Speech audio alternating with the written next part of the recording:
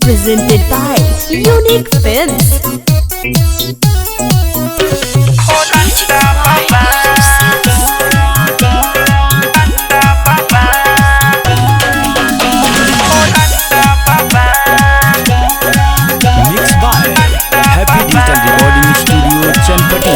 जब लड़की देखी तो जोश जगे मन ऊपर नीचे हमरो भागे। अरे भाई सुना रे, जब लड़की देखी तो जोश जगे मन ऊपर नीचे हमरो भागे।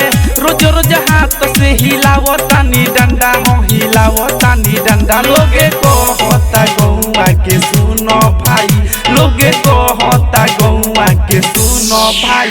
ई तो भइल जाता हो डंडा बाबा, लोगे को होता गौआ के सुनो भाई। ई तो भइल जाता हो डंडा बाबा, हो डंडा बाबा।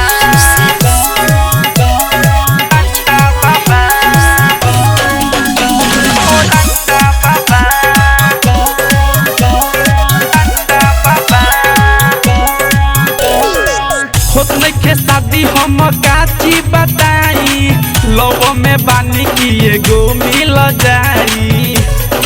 अरे सुना रे, होत नहीं के शादी हम काची बताई, लव में बानी की एगो मिल जाई। रोज रोज खातानी मीट मछली अंडा, हो मीट मछली अंडा। लोगे को होता गौआ के सुनो भाई, लोगे को होता गौआ के सुनो भाई। ई तो भइल जाता हो डंडा बाबा, लोगे को होता गौआ के सुनो भाई। ई तो भइल जाता हो डंडा बाबा, हो डंडा बाबा।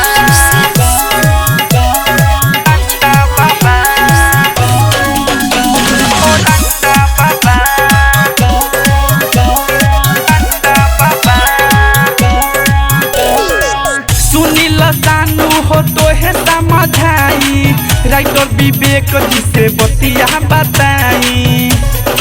अरे सुन न हो, सुनील सानू हो तो है समझाई, अनिल बली से हो बतिया बताई।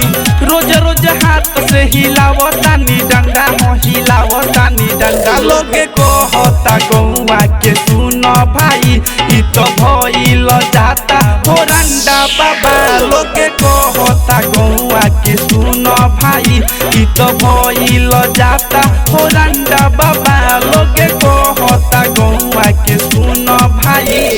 Happy Digital Recording Studio, Chanpatia।